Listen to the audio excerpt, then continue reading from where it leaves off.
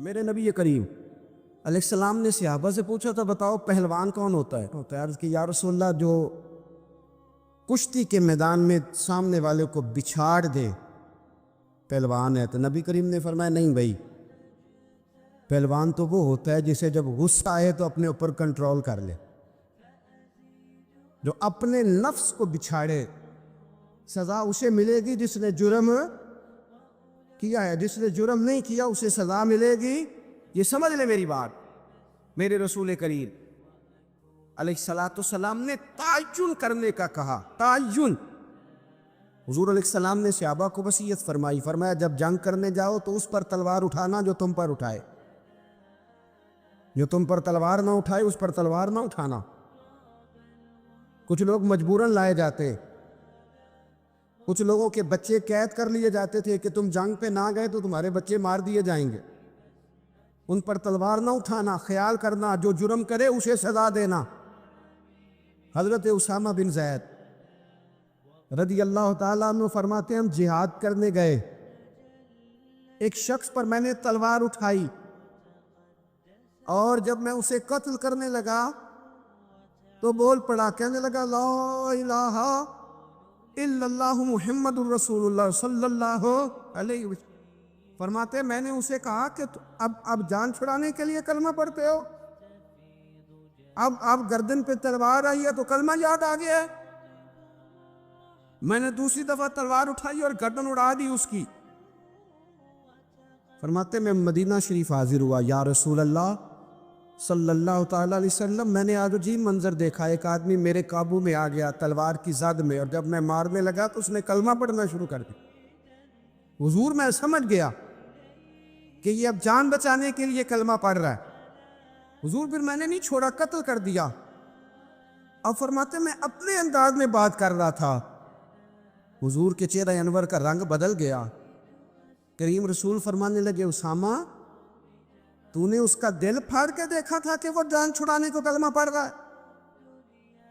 تم نے اس کا دل پھاڑ کے دیکھا تھا؟ تم اندر تک کیسے جان سکتے ہو؟ تمہیں کیسے پتا چلا کہ اوپر اوپر سے پڑھ رہا ہے؟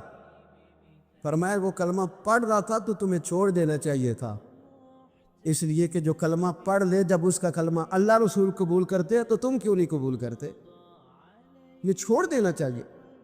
جس کی جتنی غلطی ہوگی ٹٹولا جائے گا، سزا مجرم کو ملے گی، مجرم کی ماں کو نہیں ملے گی۔ سزا مجرم کو ملے گی، مجرم کے باپ کو نہیں ملے گی۔ سزا مجرم کو ملے گی، اس کے بہن بھائیوں کو کبھی تانا بھی نہیں دیا جائے گا کہ تمہارے باپ نے یہ جرم کیا تھا، کبھی تذکرہ بھی نہیں کیا جائے۔ جس کا جرم ہوگا سزا بھی صرف اسے ملے گی، دوسرے کو سزا، اور اس میں بھی آپ دیکھیں گے کہ اس نے جرم کیوں کیا۔ جو قومیں اپنے چھوٹے چھوٹے ذاتی مفادات کے لیے ملی سودے کریں، اپنا گھر بنانے کے لیے ملکوں کو مقروض کر دیں، تو وہ کیسے دنیا کی امامت کا فریضہ سر انجام دیں گی؟ ساری زندگی اگر انسان اس رٹے سے باہر نہ آئے کہ میں کیسے اونچا ہو سکتا ہوں، میرے بچے کیسے آگے جا سکتے ہیں، مال کیسے کما سکتا ہوں، یہ میرا گھر بہت بڑی حویلی میں کیسے بدل سکتا ہے، فیکٹری ایک کی چار کیسے ہو سکتی ہیں، اور کوئی ملی کام ہی نہ کرے، وہ تو وہ آفاقیت جو اسلام چاہتا ہے وہ کیسے پیدا ہوگی؟ اقبال کہنے لگے کہ عجب نہیں کہ خدا تک تیری رسائی ہو، پر تیری نظر سے پوشیدہ ہے آدمی کا مقام۔ تو بندے کو ہی نہیں سمجھ سکا تو وہاں تک تو کیا جائے گا؟ جب تک سوچوں میں وسعت نہیں آتی۔ دیکھیں نا، ڈاکٹر اقبال ہمیں کہتے ہیں کہ بازو تیرا توحید کی قوت سے قوی ہے،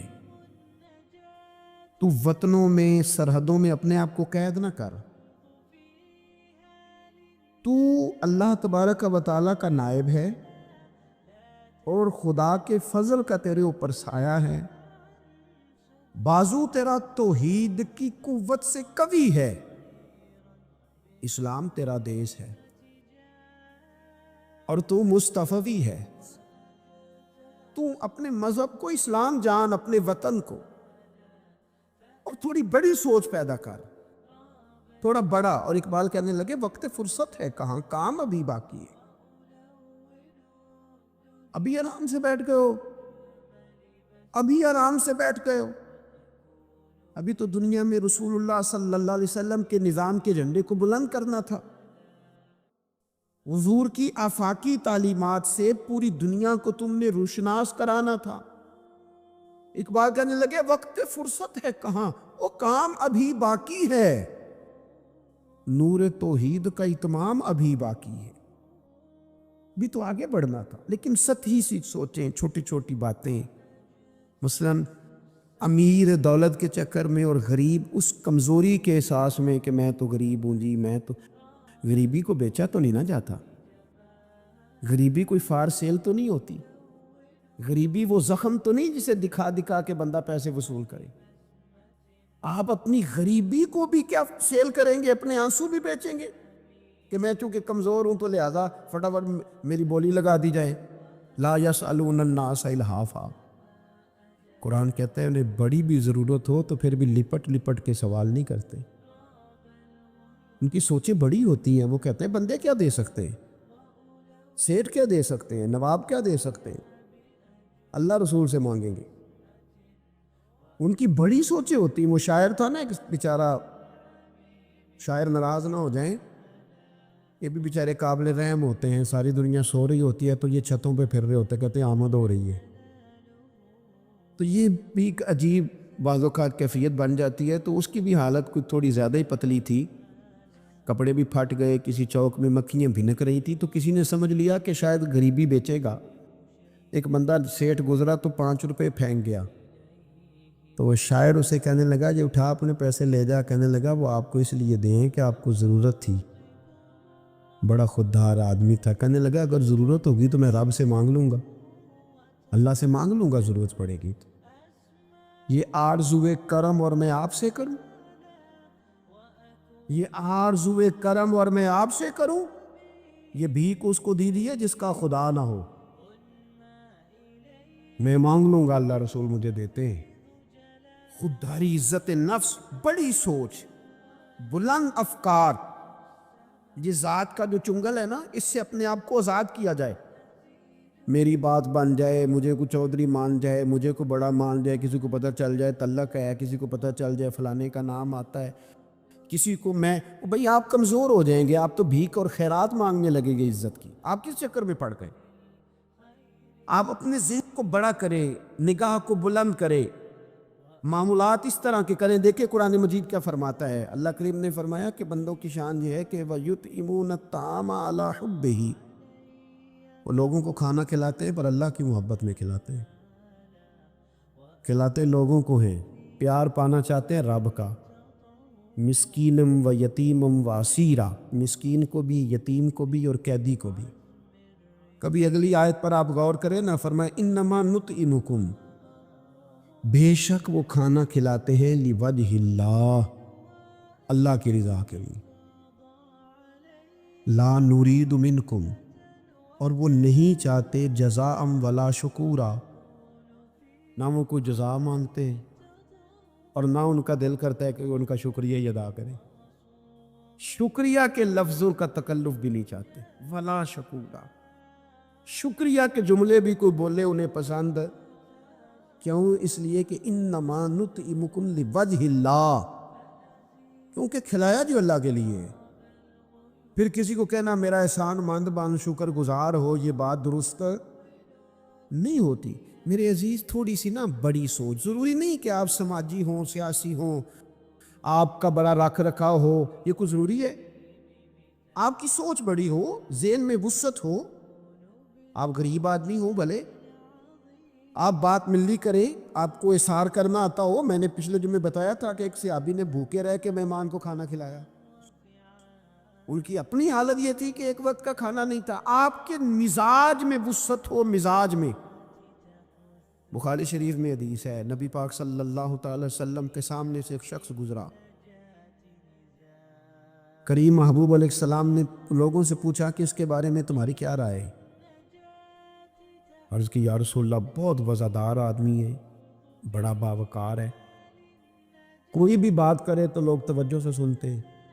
کہیں پیغام نکاح دے تو اسے رشتہ مل سکتا ہے، کسی کی سفارش کرے تو قبول کی جا سکتی ہے۔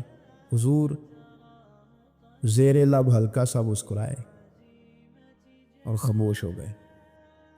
بڑے بڑے سیاسی سماجی لوگ ہوتے ہیں نا شہروں میں، وہ بیچارے مطلب ان کا بس نہیں چلتا کسی کی منت کرے کہ کہہ 2 دفعہ مجھے چودھری صاحب، گزارش کرے کسی کا ترلا کرے کہ مہربانی کر 2 دفعہ کہہ دے میں بڑا آدمی ہوں، بول دے صحیح۔ شیخ سعدی کہتے ہیں جس طرح لکڑی کو گھن کھا جاتی ہے، بڑے لوگوں کو خوشامد کھا جاتی ہے، کھوکھلا کر دیتی، صلاحیتیں ضائع ہو جاتی، تعریف کا اتنا شوق لگ جاتا، اتنی لت لگ جاتی ہے تعریف۔ تو حضور خاموش ہو گئے۔ تھوڑی دیر کے بعد ایک غریب آدمی گزرا، یہ بخاری ہے۔ نبی کریم صلی اللہ علیہ وسلم نے فرمایا اس کے بارے میں تمہارا کیا خیال ہے؟ عرض کی یا رسول اللہ یہ تو غریب آدمی ہے، سادہ آدمی ہے، یہ کوئی بات کرے تو لوگ توجہ سے سنے نہ، پیغام نکاح دے تو کوئی اسے رشتہ بھی نہ دے، اور حضور یہ سفارش کرے تو قبول بھی نہ ہو۔ ایک بندہ پہلے گزر گیا جس کے بارے میں یہ تھا کہ بڑا جناب، لوگ اس کو جانتے، اس کی بات سنی جاتی، سفارش مانی جاتی، پیغام نکاح دے تو رشتے ملتے۔ اس کے بارے میں بالکل دوسرا مترادف اور الٹ تبصرہ کیا گیا، یا رسول اللہ یہ غریب آدمی ہے، اس کی وہ وضاحت نہیں۔ اب نتیجہ حضور نے بیان کرنا تھا، رزلٹ نبی پاک نے دینا تھا۔ حضور فرمانے لگے وہ جو تم نے کہا نا کہ بڑا وضاحت ہے اور سفارشیں مانی جائیں اور پیغام نکاح قبول کیے جائیں، فرمایا اس طرح کے بندوں سے زمین ساری بھر بھی جائے تو پھر بھی یہ جو غریب گزرا ہے نا، یہ ان سب بندوں سے زیادہ افضل ہے۔ آپ کا کیا خیال ہے کہ نام کی تختیاں زیادہ لگی ہوں تو بندے کا رعب زیادہ ہے، اس نے بڑے افتتاح کیے ہوں تو اس کا رعب زیادہ ہے؟ تو میرے عزیز، آپ بڑی سوچ، وسعت والی، بڑا کلیجہ، بڑا حوصلہ، نبی پاک صلی اللہ تعالی علیہ وسلم نا بڑی باتیں ارشاد فرماتے تھے۔ حضور کی کوئی ایک حدیث بھی، کبھی ایک حدیث پر بھی غور کرو گے تو عالمی سوچ ملے گی آپ کو، آفاقی بات، اس میں دنیا کی ساری حکمتیں پنہا نظر آئیں گی آپ کو۔ لیکن مسلمان اپنی گلی سے باہر نہیں آتا، اپنی برادری سے باہر نہیں آتا، اس کو یوں لگتا ہے کہ میرے گھر پیسے آ گئے نا، ایسی ہوا چلی ہے کہ ہر شخص سوچتا ہے اور تمام شہر جلے، بس ایک میرا گھر نہ جلے۔ حالانکہ سارے جل گئے تو کس کے ساتھ زندہ رہے گا؟ بستیاں اجڑ گئی تو کدھر جائے گا؟ آپ اپنی مزاجوں کے اندر وہ وسعت لائیں، وہ بڑائی پیدا کریں۔ اٹھ باندھ کمر کیوں ڈرتا ہے، پھر دیکھ خدا کیا کرتا ہے۔ درویش نے لکھا ہے، وہ کہتے ہیں ایک شخص نے نا، بس تمثیل سمجھانے کے لیے ہوتی ہے نا مثالیں، ایک شخص کسی چیز کی تلاش میں تھا، وہ چیز پہاڑوں پہ ملتی تھی، پہلے بھی کئی لوگ گر گئے، سمجھ لیں کوئی پھل تھا، کوئی جڑی بوٹی تھی، کوئی چیز تھی، پہاڑ بڑا اونچا تھا، وہاں سے ملنی تھی، یہ بھی گیا اس کی تلاش میں۔ تو یہ جب ایک پہاڑ پہ چڑھا تو ڈھلان تھی، پاؤں پھسل رہے تھے، اس نے ہمت نہیں آ رہی، اس نے نا کدال پکڑا، سامان پکڑا لوہا کاٹنے کا، اس نے وہ پہاڑ کاٹ کے تو وہاں 50-60 سیڑھیاں بنائیں۔ پھر اگلے پہاڑ پہ گیا تو وہاں بھی پیر پھسلتے تھے، ڈھلان پہ چڑھا نہیں جا سکتا، اس کو بھی کاٹا، 50-60 سیڑھیاں بنائیں۔ تیسری پہ گیا تو اس کو بھی کاٹا، سیڑھیاں بنائیں۔ اب بڑے زمانے لگ گئے، کمزور ہو گیا، بوڑھا ہو گیا، موت کا وقت آ گیا۔ کسی پوچھنے والے نے کہا کہ تجھے ملا کیا؟ 3 پہاڑ کاٹ کے تو نے سیڑھیاں بنائی، تو پہنچ سکا نہیں، ملا کیا؟ کہنے لگا تمہیں پتہ ہی نہیں میں کامیاب کتنا ہوا ہوں،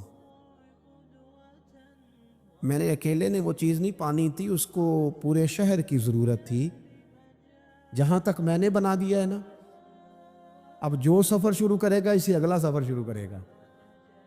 او میں نے 3 سیڑھیاں تو زندگی میں بنا دی ہے نا، 3 تو میں نے بنائی ہیں، اب جو سفر شروع کرے گا وہ اس سے، اور میں کامیاب ہو کے جا رہا ہوں، میں نے اپنے حصے کا کام کر دیا، میں یہی کر سکتا تھا، یہی مالی دا کم پانی دینا، او تے پر مشکاں پاوے، اگو خالق دا کم پھل پھل لانا، لاوے یا نہ لاوے تو ڈیوٹی تو کہنا، اپنی تو ڈیوٹی نہیں کرتا۔ ایک بابا جی بوڑھے تھے، ہاتھ کانپ رہے تھے، ہاتھ تو درخت لگا رہے تھے، ایک سیانا بندہ گزرا، اس نے کہا بابا جی نہ آپ نے پھل کھانا ہے؟ اتنی محنت کی کیا ضرورت ہے؟ وہ کہنے لگا پتر ہمارے پچھلوں نے لگائے تھے نا، ان کے پھل ہم نے کھائے ہیں، ہم سوچتے ہیں کہ ہم خود غرض نہ مر جائیں، ہم بھی کوئی پھل لگا دیں، چلو آنے والی نسلیں ہی کھا لیں گی۔ میں اگلی نسل کا سوچ رہا ہوں، بھائی ملی سوچے، قومی، آپ کچھ تو کر جائیں ایسا کہ پھر آنے والوں کو صفر سے نہ شروع کرنا پڑے، کوئی تو ایسی منزل ہو، کوئی تو ایسا رستہ ہو، کچھ تو آپ بنا کے دے جائیں، کچھ تو آپ کر جائیں۔ امام بخاری ہمیں بخاری بنا کے دے گئے، انہوں نے کہا لو میں تمہیں حضور کی سیدی سے جمع کر کے دے رہا ہوں، اب تشریح کرتے رہنا، اب پڑھتے رہنا، قیامت تک سناتے رہنا۔ لیکن وہ ہمارا یہ والا سفر انہوں نے ختم کر دیا کہ ہم جائیں، جا کے حدیث تلاش کریں، ڈھونڈ کے لائیں، اس کی صحت پر بحث کریں۔ او بھائی ہمارے بزرگوں نے جتنا کام کیا نا، ہمارے اسفار آسان کیے، ہمیں کچھ ملی کرنا چاہیے۔ باتیں میں نے کہا سمجھانے کے لیے ہوتی ہیں۔ جب صحابہ مدائن کی جنگ میں تھے نا، تو وہاں مال غنیمت کٹھا ہو رہا تھا، تو ایک صحابی بہت سارا مال غنیمت ان کے ہاتھ آیا، تو وہ سارا لے کے آئے، پر چہرے پہ کپڑا تھا، چہرے پہ کپڑا تھا۔ انہوں نے لا کے وہ مال غنیمت دیا، واپس جانے لگے تو لوگوں نے پوچھا یار تم اتنا مال لے آئے ہو اور تم رکھ بھی سکتے تھے، ہمیں کیا پتہ تھا تمہارے پاس ہے، تو نام ہی بتا دو۔ تو کہنے لگے نام بتاؤں گا تو کیا کرو گے، تعریفیں کرو گے نا۔ میں وہ تعریف کرانا چاہتا ہوں جو میرے رب کریم کی بارگاہ سے انعام ملے اور فرشتوں کی زبانوں پہ آئے۔ تم تو 1-2-4 منٹ کے لیے کرو گے، بات ختم ہو جائے گی۔ اور پھر کہنے لگے اگر تم نے ضرور ہی کرنی ہے نا تو میرا نام چھوڑو، میرے رب کی تعریف کرو جو تعریف کے قابل ہے، الحمدللہ رب العالمین، اس کی کرو تعریف۔ تمہیں میں کیوں نام بتاؤں؟ کہتے وہ چلے گئے صحابی چھوڑ کے، تو لوگوں کو اتنا تجسس ہوا کہ کوئی پیچھا کر رہا ہے، کوئی ان کے دوستوں سے پوچھ رہا ہے، کوئی ان کے قبیلے سے پوچھ رہا ہے۔ جب وہ سارے لوگ گھوم رہے تھے نا، اللہ اکبر، تو صحابی سے لوگوں نے کہا کہ آپ کے پیچھے تو لوگ لگ گئے ہیں، کہنے لگے دیکھ لو پھر، اگر میں نے اپنی تعریفیں کو روکی تھی تو میرے رب نے جگہ جگہ میری تعریفیں کرا دی، جگہ جگہ۔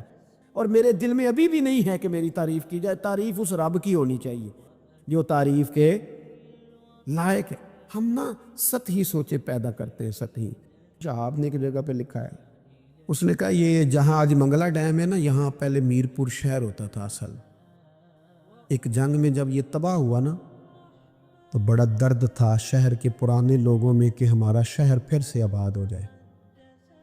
کہتے ہیں میری ڈیوٹی تھی، ایک افسر میرے ساتھ اور تھا، جیپ میں جا رہے تھے، ایک بوڑھا آدمی اس کی بیوی ساتھ گدھے پہ 2 بوریاں رکھ کے گزر رہا ہے، ہمارا گاڑی قریب سے گزرنے لگی تو ہاتھ دے کے کہنے لگا پتر بیت المال کدھر ہے جہاں مال جمع کراتے ہیں؟ حکومت کی وزارت خزانہ کا دفتر کہاں ہے؟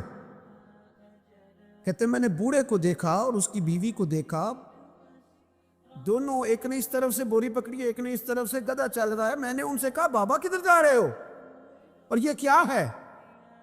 کہنے لگے پتر ہمارا شہر تباہ ہو گیا ہے، تو میں نے اور میری بیوی نے کئی مہینے لگا کے ملبہ صاف کر کے چاندی اور سونا جمع کیا ہے، یہ 2 بوریوں میں بھرا ہے، پتر صحیح نظر بھی نہیں آتا، یہ پہنچانا ہے ذرا بیت المال میں تاکہ ہمارا شہر پھر سے بن جائے، حکومت کے خزانے میں پیسے آئیں، یہ بستیاں پھر سے آباد ہو جائیں، ہمارے بزرگوں کی، ہمارے بڑوں کی یہاں قبریں ہیں، یہ شہر بستا رہے، ہنستا رہے، لوگ یہاں آتے رہیں، کوئی ہماری قبروں پہ۔ کہتے ہیں میں نے بابے کے ہاتھ دیکھے تو چھالے سے بھرے ہوئے، اس کے کپڑے دیکھے تو پھٹے ہوئے، بوری سونے کی بھری ہوئی۔ کہتے میں رو پڑا، میں نے کہا تیرے قربان جاؤں، تو نے اتنی محنت کی ہے گھر بنانے کے لیے نہیں، شہر بسانے کے لیے۔ او بھائی کوئی شہر بسانے کو بھی تو محنت کرے نا۔ فرمایا لا اقسم بہذا البلد، محبوب مجھے اس شہر کی قسم ہو، کیوں؟ وانت حل بہذا البلد، اس لیے قسم ہو کہ محبوب آپ اس شہر میں جلوہ فرما ہے۔ اللہ نے قسم اٹھائی۔ حرمین شریفین مکہ مکرمہ اور مدینہ طیبہ یہ عظمتوں والی جگہیں ہیں، ان جگہوں کو اللہ نے شانیں عطا فرمائیں، ان کو اللہ نے مرتبے اور مقام عطا فرمائے، ان کو اللہ تبارک و تعالیٰ نے بڑے اعزازات سے نوازا ہے۔ حج نہیں ہو رہا اس دفعہ، دنیا سے زیادہ لوگ نہیں جا رہے، چاہیے تو یہ تھا کہ لوگ بڑا شوق پیدا کرتے، ذہن کے اندر خیال آتا کہ میں اپنی تڑپ کو بڑھاؤں، لوگ روتے دعائیں مانگتے، لیکن ہم کہتے ہیں خیر صلی اگلے سال چلے جائیں گے۔ میری تو رائے یہ ہے کہ یہ جو اس دفعہ حج عمرہ کچھ عرصے کے لیے نہیں ہو رہا، تو اللہ تعالیٰ ہماری تڑپ بڑھانا چاہتا ہے، ذوق بڑھے، شوق بڑھے، خانہ کعبہ کے فضائل پڑھیں، مدینہ طیبہ کی عظمت کو سوچیں، نعتیں سنیں، وہ ذوق جو خاص کیفیت ہے اس کو پیدا کریں۔ نبی پاک صلی اللہ علیہ وسلم نے جو ہمیں فضیلتیں بیان کی نا مکہ مکرمہ کی اور مدینہ طیبہ کی، اس کی حکمت بھی یہ ہے کہ ہمارے دل میں شوق پیدا ہو کہ ہم نے اس جگہ جانا ہے، ہمارے دل میں طرب پیدا ہو، ذوق آئے ہمیں۔ دیکھیں نبی پاک علیہ السلام نے فرمایا جو نماز تم اپنے گھر کے اندر پڑھو گے، ایک نماز کا اللہ تمہیں ثواب دے گا، جماعت کے ساتھ پڑھو گے تو 27 نمازوں کا ثواب، لیکن فرمایا وہی نماز اگر تم میری مسجد نبوی میں آ کے پڑھو گے تو اللہ 50,000 نمازوں کا ثواب عطا کرے گا، 50,000 نمازوں کا۔ اور مدینے والے حبیب فرمانے لگے وہی نماز اگر تم نے بیت اللہ میں آ کے پڑھی تو نماز ایک ہوگی، لیکن رب تمہیں 1,00,000 نماز کا ثواب عطا فرمائے۔ اب یہ فضیلت حضور نے بیان کی، فضیلت دیکھیں، اللہ تعالیٰ کی رحمتیں ہر جگہ برستی، یہاں کب برسیں گی ہمیں کوئی پتہ نہیں، تقریر کے وقت، خطبے کے وقت، نماز کے وقت، دعا کب برسیں گی نہیں پتہ، لیکن خانہ کعبہ کا جو معاملہ ہے اور وہاں جو رحمت کا معاملہ ہے، ملا رومی فرماتے ہیں کہ خدا کی رحمت اگر تجھے اتنی مل جائے نا قطرے کے برابر بھی، تو سمجھ لے تیری دنیا بھی بن گئی اور تیری آخرت بھی بن گئی۔ اب میرے نبی پاک علیہ السلام کی حدیث سنیں، حضور فرماتے ہیں روزانہ بیت اللہ شریف پر اللہ کی 120 رحمتوں کا نزول ہوتا ہے۔ یا رسول اللہ کس وقت ہوتا ہے؟ فجر کے وقت، ظہر کے وقت، عصر کے وقت، طواف کے وقت، نماز کے وقت، کب؟ تو حضور نے طے کر کے بتایا، فرمایا 120 رحمتیں اللہ خانہ کعبہ پہ نازل فرماتے ہیں۔ یا رسول اللہ کب؟ فرمایا 60 رحمتیں تو ان پہ برستی ہیں جو بیت اللہ کا طواف کرتے، اور فرمایا 40 رحمتیں اس پر برستی ہیں جو حرم شریف میں نماز پڑھتا ہے، اور حضور فرماتے ہیں کچھ بھی نہ کرے بس بیٹھ کے کعبے کی زیارت ہی کرتا رہے، 20 رحمتیں تو اللہ اسے بھی عطا فرما دے۔ کتنی مقدس جگہ ہے، وہاں جانے کا ذوق، وہاں جانے کی تڑپ، وہاں جانے کا شوق۔ ان لوگوں سے تھوڑا سا شکوہ ہے جو کہتے ہیں جی میں نے بڑی راج راج کے زیارت کر لیا، بس راج گئے، ختم ہو گئی بات۔ سنو، نبی پاک علیہ السلام نے 53 سال حیات ظاہرہ کے وہاں گزارے، 53 سال، لیکن جناب صدیق اکبر رضی اللہ تعالیٰ عنہ فرماتے ہیں قربان جاؤں، جس رات میرے کریم محبوب علیہ السلام ہجرت کی رات مکہ مکرمہ سے نکل رہے تھے تو حضور پلٹ پلٹ کے بیت اللہ کو دیکھتے، حضور پلٹ پلٹ کے دیکھتے تھے، اور پھر میرے محبوب کریم علیہ السلام نے پلٹ کے کعبے کی طرف دیکھ کے فرمایا بیت اللہ تو مجھے بڑا ہی پیارا ہے، تو مجھے بڑا ہی پیارا ہے، اے شہر مکہ تو مجھے بڑا ہی پیارا ہے۔ فرمایا اگر میری قوم مجھے پریشان نہ کرتی میں تجھے کبھی چھوڑ کے نہ جاتا۔ 53 سال رہنے کے باوجود بھی حضور کا بیت اللہ سے پیار، نبی پاک کی اس شہر کے ساتھ وابستگی، وہ دلچسپی، وہ ذوق، وہ شوق، وہ کیفیات، کیوں مان پڑتے جا رہے ہیں ہمارے جذبے؟ ہمارے سیاست کی باتیں روز ہونے لگی ہیں، بحثوں کی باتیں روز ہوتی، لیکن اپنا عشق مضبوط کرنے کی بات، آپ یقین کریں یہ جو عشق ہوتا ہے یہ بندے کو آزاد کر دیتا ہے، یہ بندے کو عشق آزاد کر دیتا ہے۔ اعلیٰ حضرت فرماتے ہیں اے عشق تیرے صدقے جلنے سے چھٹے سستے، جو آگ بجھا دے گی وہ آگ لگائی ہے۔ اور علامہ اقبال کہنے لگے، اقبال سمجھاتے ہیں، وہ کہتے ہیں بجھی عشق کی آگ اندھیر ہے، اب مسلمان نہیں اب خاک کا ڈھیر ہے۔ کہتے ہیں بغیر عشق کے نا کوئی کام بھی، نماز بھی بغیر عشق کے پڑھی جاتی ہے تو کوئی مزہ ہی نہیں دیتی، بندے کہتے ہیں دل ہی نہیں لگتا۔ پیری مریدی ہے بغیر عشق کے، ایسی بس رسم ہی ہے، ٹھیک ہے گزارا چل رہا ہے۔ قرآن شریف کی تلاوت ہے تو بغیر عشق کے کیسے کیفیات چلیں گی؟ اللہ رسول کے ساتھ پیار ہے تو کوئی دلچسپی نہیں، کوئی شوق نہیں، کوئی کیفیت۔ آپ یقین کریں کچھ بندوں پہ بندے کو تڑپ آ جاتی ہے، شوق آ جاتا ہے، یار یہ اس کو کیسے نکال لیں، یہ کس طرح کا پیار کرتا ہے، آ کے بیٹھا رہتا ہے، چپ کر کے بیٹھا رہتا ہے، کہتا ہے جی کوئی کام نہیں، بس 10 منٹ ملنا ہے۔ بندے کو اس بندے پر ویسے ہی پیار آ جاتا ہے۔ کچھ ایسے سنگی ہوتے ہیں جو آستانوں پہ 10 چکر لگا کے آتے، شکوہ نہیں کرتے کہ میں 100 دفعہ بھی آیا ہوں، فلانے حضرت ملے نہیں۔ وہ وارفتگی ہے، وہ شوق ہے ہمارا۔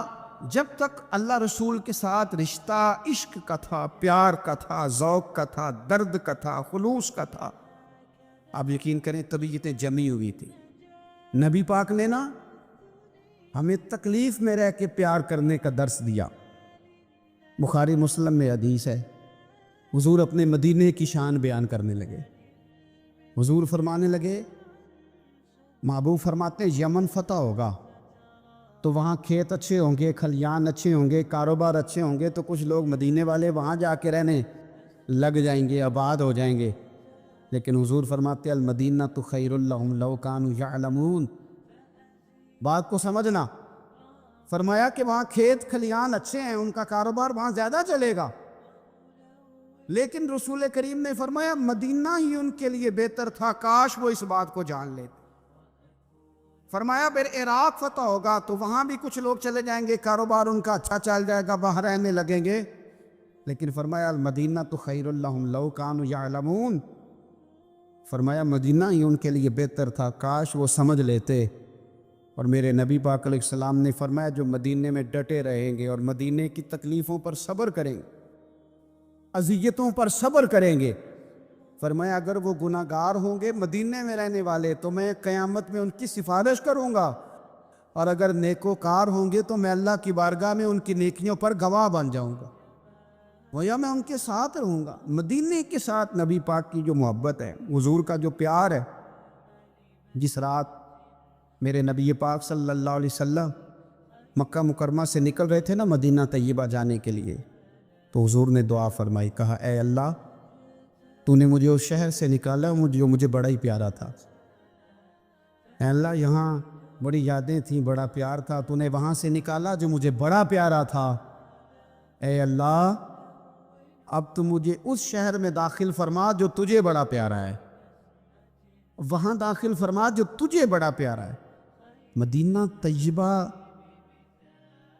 کے لیے نبی پاک نے دعا فرمائی، کہا اے اللہ تیرے نبی ابراہیم علیہ السلام نے مکے کے لیے دعا کی تھی، میں مدینے کے لیے دعا کرتا ہوں،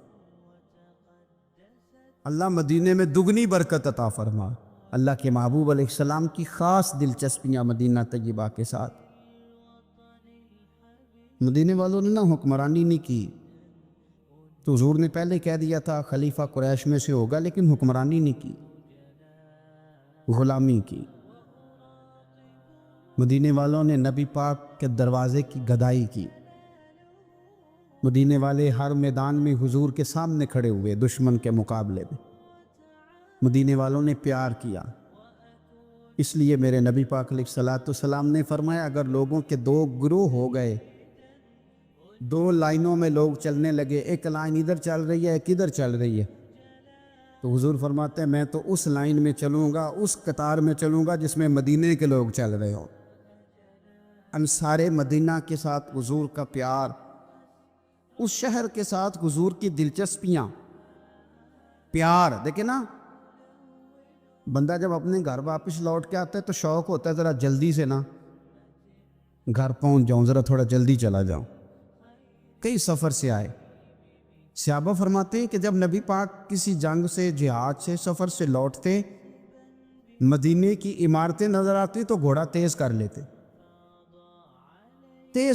اپنے اندر نا یہ ذوق پیدا کریں، یہ پیار پیدا کریں۔ آپ یقین کریں کوئی ٹھنڈے ٹھنڈے مسلمان، وہ کوئی کیفیت نہیں، صبح سے شام تک میں دوستوں سے کہا کرتا ہوں الحمدللہ کبھی ایک آیت پڑھ لینا قرآن پاک کی ترجمہ و تفسیر کے ساتھ، تو سارا دن وہ گھومتی رہتی ہے دماغ میں، رات کو اس کا ذائقہ رہتا ہے روح میں۔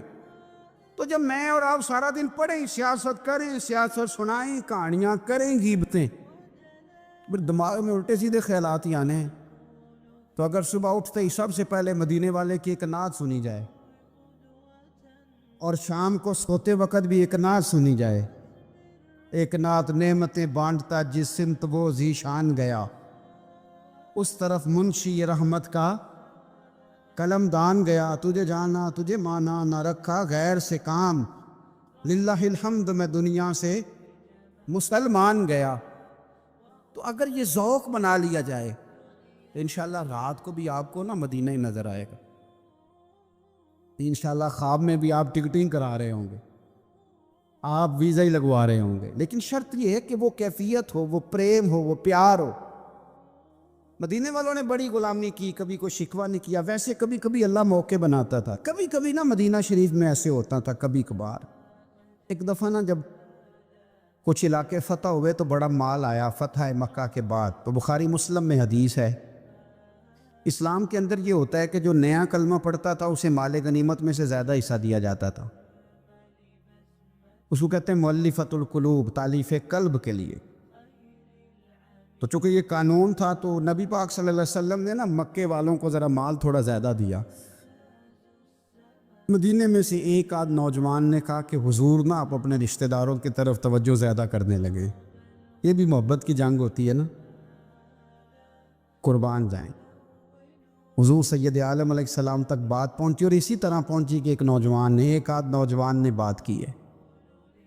نبی پاک علیہ السلام نے ترکی خیمہ لگوایا، فرمایا مکے والا کوئی نہ آئے بھی، صرف مدینے والے آئیں۔ سارے حضور کے سامنے بیٹھ گئے، ذرا منظر دیکھنا، حضرت ابو ایوب انصاری رضی اللہ تعالیٰ عنہ سے لے کر سارے انصار۔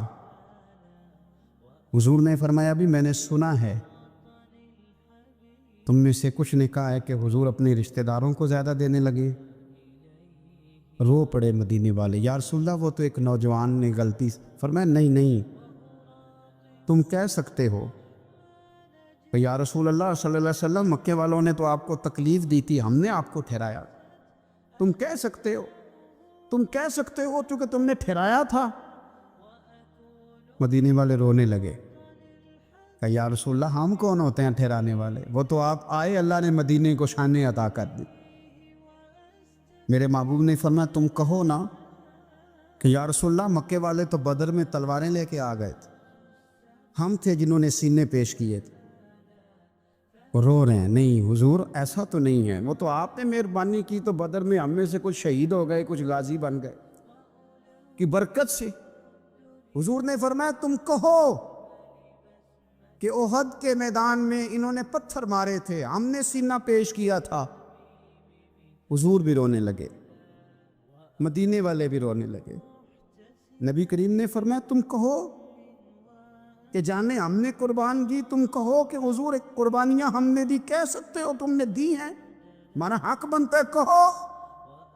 اور جب رو رو کے بے حال ہو گئے تو سرکار بھی روئے، کھل کے روئے، پھر آنسو پونچھے، اور کریم رسول فرمانے لگے او بھولے مدینے والو، کیا تم یہ نہیں پسند کرتے کہ لوگ جب اپنے گھروں میں جائیں تو بھیڑ بکریاں لے کے جائیں، اور جب مدینے والے اپنے گھر جائیں تو اللہ کے رسول کو ساتھ لے کے جائیں؟ تم یہ نہیں پسند کرتے کہ تمہارے ساتھ میں جاؤں؟ یہ نہیں تمہارا شوق؟ دیکھو کسی کے حصے میں کچھ آیا، کسی کے حصے میں کچھ آیا، کسی کے حصے میں کچھ آیا۔ مدینے والے وہ لوگ ہیں جن کے حصے میں اللہ کا پیارا حبیب آیا۔ تمہیں رسول کریم ملے، تم کتنے خوش بخت ہو، کتنے خوش نصیب ہو، تمہیں نبی پاک کا ساتھ ملا۔ حضور ہے، یہ ہے ارض جنت، یہ طیبہ کی زمین ہے، جنت بھی یہیں اور مال کے جنت بھی یہی ہے۔ مدینہ طیبہ کے ساتھ مسلمان کا خاص پریم رہا، خاص پیار رہا۔